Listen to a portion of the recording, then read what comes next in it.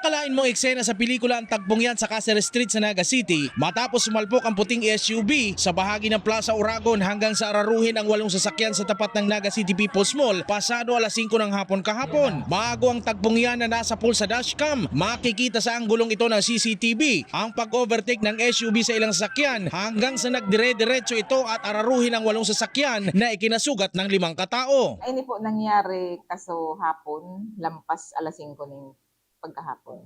Diyan sa Caceres Street, Binaga. Si involved na vehicle duman, bali siyam gabos. Oh, may mga tricycle kaya motor, tapos ito nga yung padjak.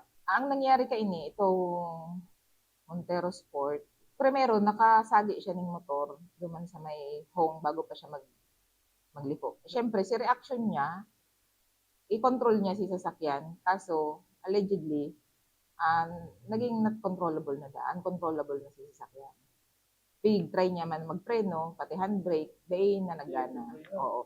Kaya sinangyari, nag-gram pa siya duman sa Oragon Monument. Iniimbestigan pa ng PNP kung posibleng resulta ng human error ang insidente. Hindi pa matukoy ng mga otoridad kung may kinalaman ito sa sudden unintended acceleration ng sasakyan. Sinagot naman ng driver ng SUV ang pagpapagamot ng 5 sugatan, maging ang danyo sa nadamay na pwesto ng mga vendor sa Naga City People's Mall. Nakalabas na rin ito ng kulungan matapos ang reglementary period at nagkaroon na ng compromise agreement sa panig ng suspect at mga biktima. Paalala ng PNP para hindi na maulit ang kahalintulad na insidente. Para po maiwasan ng arog gani, talagang i-check ta po sa sasakyan kung talagang nasa running condition siya, good running condition, and bako lang po si sasakyan, pati na din si magamit, si tao.